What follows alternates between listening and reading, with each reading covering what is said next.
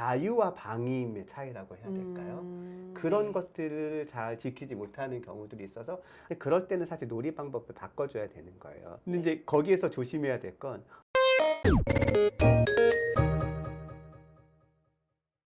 안녕하세요. 한솔 어린이 보육재단 배주아입니다. 네, 안녕하십니까. 송샘의 영재놀이터 채널을 운영하고 있는 영재교육학 박사 소용준입니다.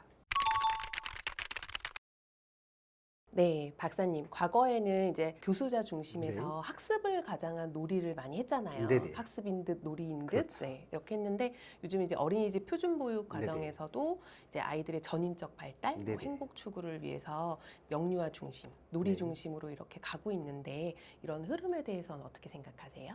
놀이를 중요하게 생각한다는 그 대전제에는 굉장히 공감을 네. 하지만 네. 놀이에 반드시 학습이 뒤따라야 한다라는 거에 대해서는 조금 네. 의문일 수도 있어요. 사실 음, 놀이를 한다 했을 때 가장 큰 장점은 그걸 통해서 이 아이가 굉장히 극강의 즐거움을 느껴야 되는 거거든요. 네. 근데 놀이를 통해서 학습 동기를 유발하거나 학습의 즐거움을 느낀다는 건 놀이에서 오는 부차적인 것이지 그게 메인은 아닌 거예요. 근데 자꾸 놀이와 학습이 붙으면서 놀이 뒤에 학습이 반드시 따라야 한다는 식으로 하다 보니 네. 놀이의 가장 큰 즐거움은 좀 이렇게 뒷전으로 밀리는 맞아요. 경우들이 있어서 네. 그런 게 좀 안타깝기는 하죠. 그러면 이제 놀이가 네. 아이 중심이 되어야 근데 이제 거기에서 조심해야 될 건 이 있는 것 같아요. 아이가 놀이하는 거를 어느 정도 지켜봐 줘야 되는 건지 어느 정도 개입을 해야 되는 건지 네. 이거를 모르실 것 같거든요. 네. 오픈된 형태의 자유로운 놀이가 더 좋다는 생각을 하시면서 네. 아이들을 그냥 풀어놓고 놀면 이게 놀이다라고 생각하시는 경우들이 되게 음, 많은데 네. 자유로운 놀이일수록 더 네. 세밀하게 계획해야 되거든요. 자유와 방임의 차이라고 해야 될까요?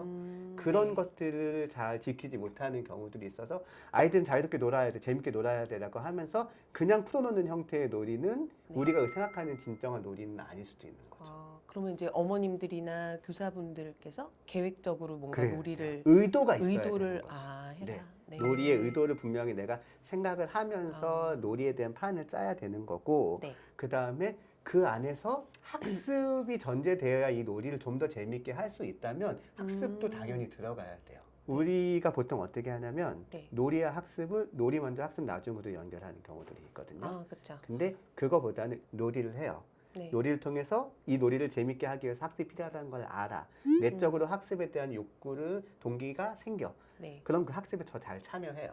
그런 다음에 그 놀이를 다시 해요. 네. 그러면 그 놀이의 학습을 통해서 이 놀이의 스킬이 높아졌기 때문에 네. 놀이를 했을 때의 즐거움이 더 커지는 거죠. 음. 근데 이 루트를 잘 정확하게 지키지는 않는 경우들도 많아요.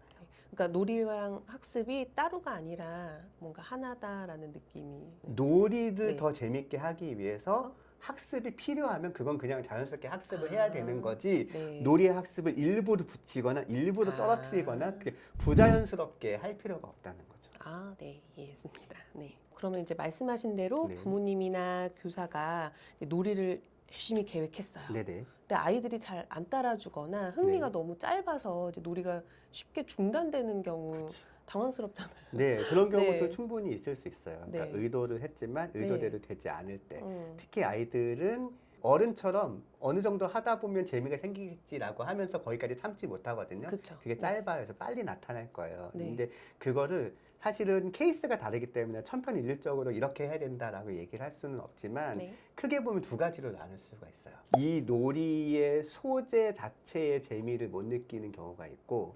놀이의 소재에 대한 흥미는 있지만 놀이 방법이 재미없는 경우가 있어요. 네. 그 둘을 나누셔야 돼요. 그래서 놀이 소재, 놀잇감에 대한 자체의 재미가 없을 때는 빨리 바꿔주시는 게 좋아요. 놀잇감 자체에 대한 매력도는 아이가 느끼고 있는데 네. 놀이 방법에 대한 재미가 없을 수도 있거든요. 네. 근데 그럴 때는 사실 놀이 방법을 바꿔줘야 되는 거예요. 네. 그럼 예를 들어서 뭐 색연필을 가지고 뭔가 색을 칠한다. 라는 게 있어요. 그런 색칠놀이를 아이랑 한다고 했을 때 색칠하는 것 자체가 싫은 아이는 색칠놀이를 하면 안 돼요.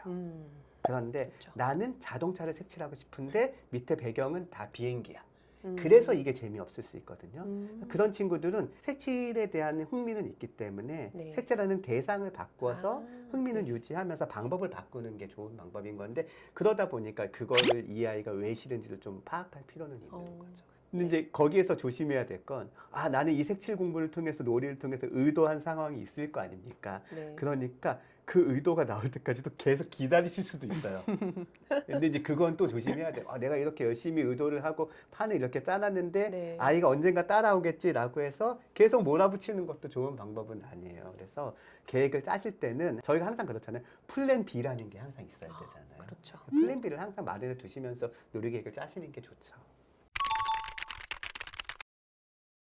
그러면 이제 아이들과 가정에서 함께 할 수 있는 그런 놀이 아이디어 이런 거 혹시 팁으로 얻을 수 있을까요? 이거 사실은 네. 부모님들이 모르시는 건 아니지만 음. 힘드신 부분이에요. 혹시 그래서 막 물감놀이 이런 거 아니에요? 꼭 그렇다기보다는 이제 유아나 초등 저학년 아이들잖아요. 네. 첫 번째로 해야 되는 건 몸으로 놀아줘요.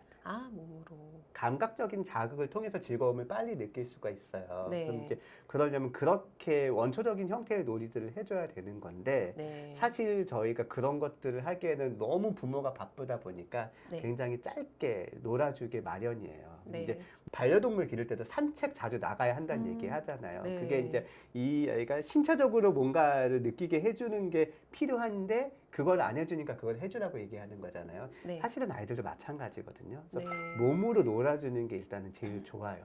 요할 때 아이들은. 네. 그리고 두 번째는 고정관념에서 좀 벗어난 놀이들을 해야 되는 게 무슨 말이냐면 네. 모든 것들은 다 놀잇감이 될 수 있거든요. 근데 우리는 항상 이미 맞아요. 스탠다드하게 딱 네. 짜여진 형태의 놀이를 하려고 해요. 아이들. 그게 편하니까 부모님 입장에서는. 근데 놀이를 할 때는 사실은 의외성이 있어요. 훨씬 더 재밌어요. 애들하고 뭔가 타악기를 치는 걸 가지고 신나게 놀고 진짜 악기를 사서 두들기는 것보다는 그냥 두들기 있을 때 소리가 날 수 있는 집안의 모든 소재를 가져와서 그냥 하는 거예요. 냄비, 후라이팬 뭐 그럴 수도 뭐 있는 이런 거. 거죠. 네, 네. 그렇기 때문에 이 아이는 거기서 놀이를 했지만 기성품이 가지고 있는 본래의 용도가 아닌 다른 용도로 쓰인다는 것들을 되게 자유롭게 하잖아요. 그러니까 네. 창의성을 기를 때 가장 중요한 건 본래 용도 이외로 다양하게 사용하는 용도들을 아이들 스스로 찾는 거거든요. 그래서 주변의 모든 것들이 다 놀잇감이 될 수 있기 때문에 네. 어떤 기성화된 놀잇감만 가지고 좀 하려고 하는 생각은 버리시는 게 좋을 것 같아요. 또 한 가지를 찾는다면 한 번에 길게 아이가 지칠 때까지 놀아주시는 경우가 되게 많아요. 네네. 대부분의 부모님들이 이런 방식을 치시는데 이거 되게 안 좋은 방식이에요. 길게 봤을 때. 이 아이는 100가지 놀이 즐거움을 끌어서 놀아본 경험들이 쌓이잖아요. 네. 그러면 그 경험이 도달하기 전까지는 열심히 신나게 놀았다고 생각하지 않아요. 그러면 이 아이에 대한 즐거움의 기대치를 채우는 그릇 자체가 너무 커지잖아요. 네. 되게 힘들어요. 자, 차라리 그 즐거움의 그릇 자체를 줄여서 3시간을 아이랑 놀아줄 수 있다라고 한다면 한 번에 3시간을 놀아주는 것보다 네. 차라리 30분씩 6번 놀아주는 게 훨씬 더 나은 거예요. 그런 거 좀 유의해 주시면 좋을 것 같고 네. 한 가지 더 말씀을 드리자면 보통은 놀이를 설계할 때 부모님들이 내가 바쁜 놀이를 많이 설계하세요. 어머님들이 놀이를 하면서 뭔가 아까 얘기했듯이 학습이라든 이런 것들에 대한 기대치가 굉장히 높다 보니까 놀이를 세팅하는 데 있어서 내가 더 많이 움직여야 되는 놀이들이 많은 거예요. 뭐 이런 형태의 놀이들이 많이 있거든요. 그래서 맞아요. 놀이를 하면 놀이의 주체인 아이가 바쁘고 내가 한가해야 되는 거지. 네. 놀이의 주체인 아이는 한가하고 내가 바쁜 놀이 설계는 별로 좋은 설계는 아니에요. 그래서 놀이 과정을 한번 나중에 설계해서 쭉 한번 진행하시고 다시 되짚으셔서 네. 이 놀이에서 누가 더 바빴는지 이런 걸 정말 냉정하게 한번 이렇게 모니터링 해보시면 좋을 것 같습니다. 네, 오늘은 송용준 박사님과 함께 놀이의 중요성 그리고 어른들의 역할에 대해서 알아봤는데요. 우리 아이들과 놀이하실 때 꼭 기억하셔서 즐거운 놀이 해보시면 좋겠습니다. 우리 아이 함께 키워요.